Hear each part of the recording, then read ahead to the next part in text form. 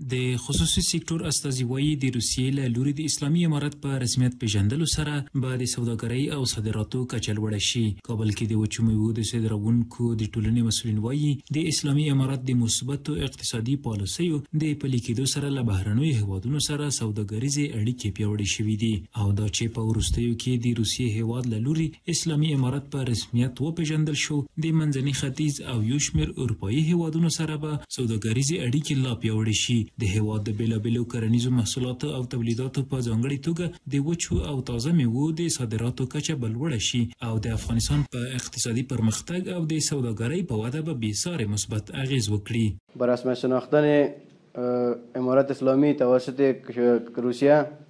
یک گام مثبت است و این گام مثبت میتونه به خاطر که کشور روسیه که است یکی از بزرگترین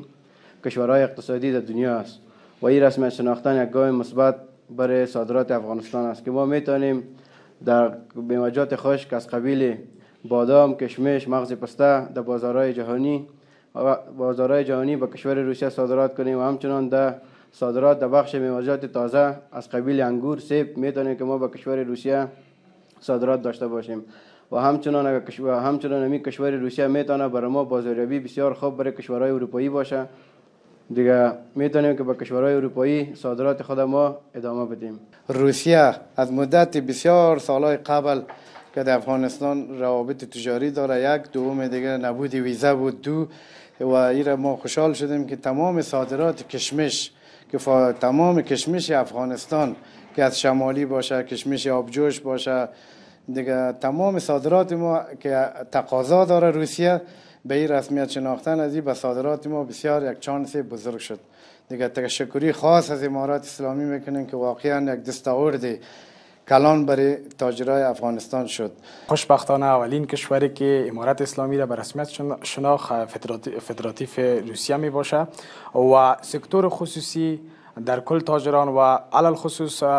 صادرکنندگان میوه‌جات تازه و خشک از این اقدام کشور فدراتیو روسیه خیلی خوشحال هستند و ما خوشبین هستیم که انشالله در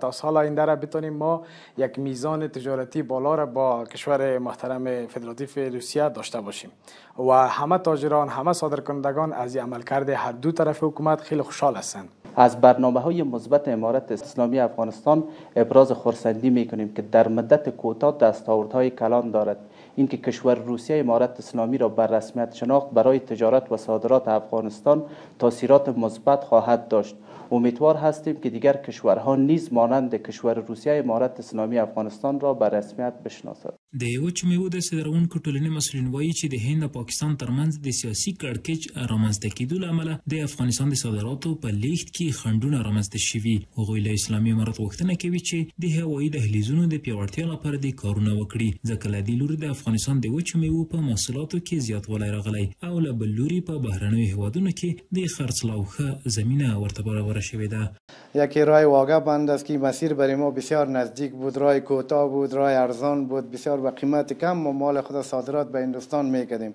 با اثر همین تنش‌های جنگی پاکستان و هند که در میان آمد مدت 2-3 ماه شده که بند شده، ولیکن از امارات اسلامی خواهشمند هستیم که در این قسمت را بسیار یک توجه خاص کنند. از راه چابهار همین میوه خشک ما اکثریتش